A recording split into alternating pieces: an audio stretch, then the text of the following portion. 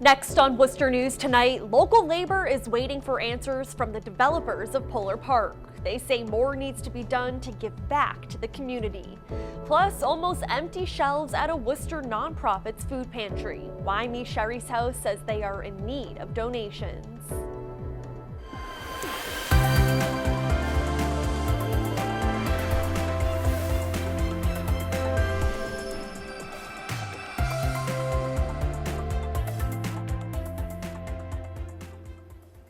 Good evening and thanks for joining us. I'm Olivia Lemmon. A beautiful fall day across central Massachusetts, and it looks like things should remain clear throughout the night. Let's get a first look at our local forecast for more.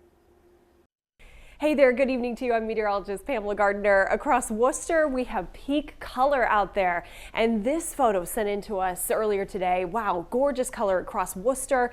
And we still have a couple more days to go before the leaves start to fall off the trees, at least with peak conditions. Evening quickcast for tonight. We're going to stay comfortable. We had a beautiful couple of days here. We're down to 62 degrees by 7 o'clock, southwest breeze. 51 degrees by 9 o'clock and in the 50s overnight, but then dropping to 46 degrees for that ultimate morning low. 44 in Fitchburg, 46 Worcester, 48 degrees in Boston. The wind from the southwest, and tomorrow with that southeast wind direction, even with the cloud cover, we're going to stay in the 60s. 60 degrees on the dot for Worcester and 63 in Fitchburg. Beautiful weather for Friday, but there's a chance for a couple of showers to move in Friday night. I'll show you that timing, plus a 50-50 weekend when we could see some rain for your weekend plans coming up in the 10-day.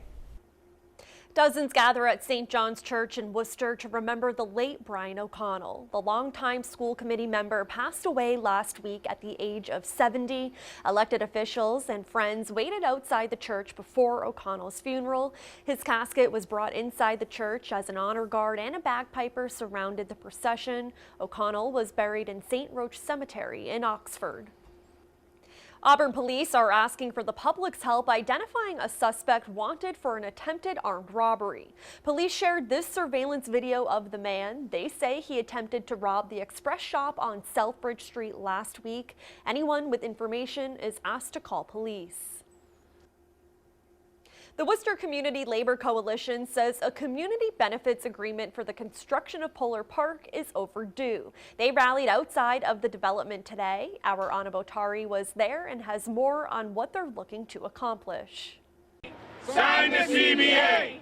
Sign the CBA! Members of the Worcester Community Labor Coalition are asking private developer Madison WG Holdings LLC to sign a community benefits agreement for the construction of Polar Park. As of now, the private developer, Madison LLC, has not come to the table, has not made any offers of any kind of mitigation for the people in this community that are going to be displaced or impacted by this major development. The coalition's Brian Brousseau says the city of Worcester and the baseball team have come to the table for negotiations on a CBA, but says despite numerous efforts, the private developer has yet to discuss anything with the community. We are very upset about that. We're not going to stand for it. They're not going to come into this city and get all the tax relief and all the benefits from this city, displace people, disrupt this whole part of the city, and give nothing back to the community. The proposed CBA includes developing more affordable housing, purchasing goods locally, and access to full-time livable wage jobs for Worcester residents. And they're also saying that the jobs that are going to be minimum wage jobs that are not going to have same labor protections, those are a higher priority than the really good jobs that are sustaining local people and keeping dollars in our local economy. We all know rent's going up. We think everyone should get enough money working to pay their rent. Brousseau says there were a lot of promises when the project was announced, which have since been broken, and he's hoping they can be repaired. It's not too late, but we want to get Madison to the table and do something for this community. Anna Botari, Worcester News Tonight. The Worcester County Sheriff's Office is hosting their annual winter coat drive. Anyone can bring a new or lightly used winter jacket to Wachusett Mountain or other participating sites. A list can be found on the Sheriff's Office's websites. Coats will be collected until the end of November. More than 4,000 coats are expected to be distributed in December to people in need. A local nonprofit serves kids diagnosed with cancer. YME Sherry's House offers everything from counseling and group outings to food for families in need. But this year they are noticing a shortage in food donations and are hoping people will step up to help. Our Valerie Bell is in Worcester. She joins us now with more. Valerie.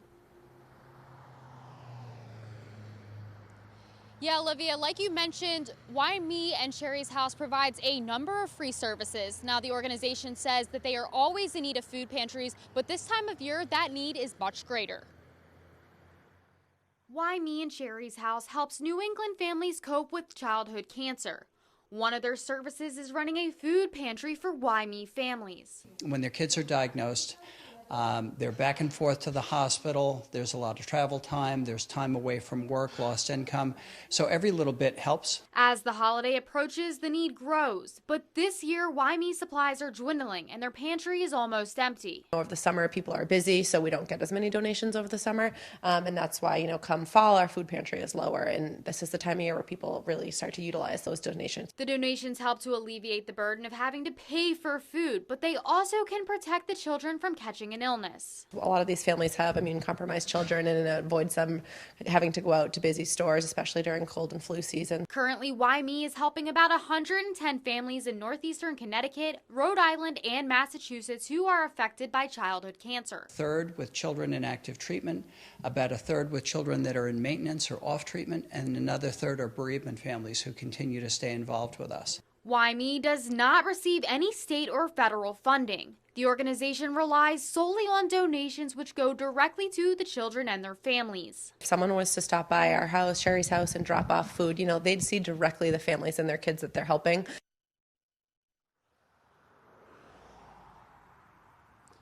Now, if you want to donate to their food pantry, you can find a wish list located on their website, and you can drop them off right here at their office. Reporting in Worcester, Valerie Bell, Worcester News Tonight. A special visitor for patients at UMASS Memorial Medical Center today. Mickey Mouse stopped by to cheer people up. The Disney character is in town for the Disney on Ice show Road Trip Adventures at the DCU Center this weekend. Mickey looked like he brought some smiles to both patients and staff at the hospital today. A Worcester boy has spent almost 2 months in a hospital room. The 6-year-old is in need of a heart transplant, and his parents say, unfortunately, without one, he may not be able to leave. Our Gretchen LaRosa has the story. A 6-year-old boy from Worcester is waiting for a new heart to save his life. Carlos is definitely a fighter. He's a very happy kid. Smiles every day. Carlos Rolon has been fighting since before he came into the world. His mother says she knew 5 months into her pregnancy her son would need a lot of medical attention. It was very scary because in the beginning we were told that he would have 5 surgeries by the age of 5. Carlos had 4 by the age of 2.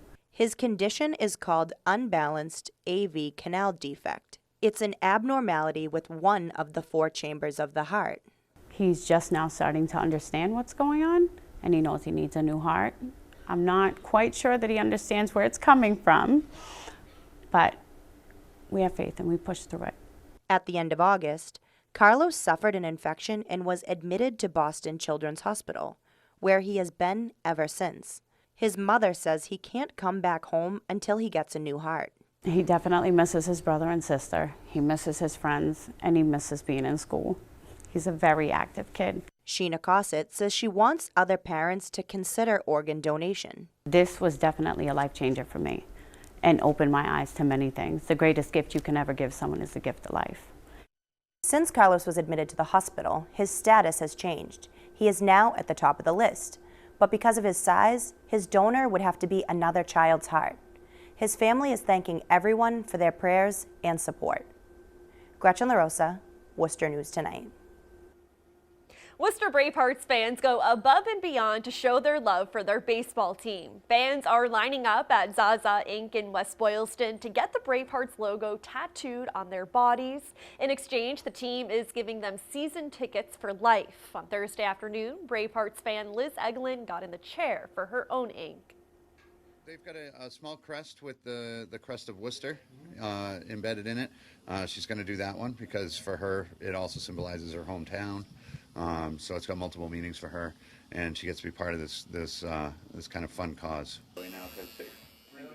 Eglin is one of a dozen fans expected to get tattoos this week. Earlier this week, 3 other major Bravehearts fans, front row Brian Dillon, Jason Brody Gillow, and Ryan McConville, all got Bravehearts logos on their forearms.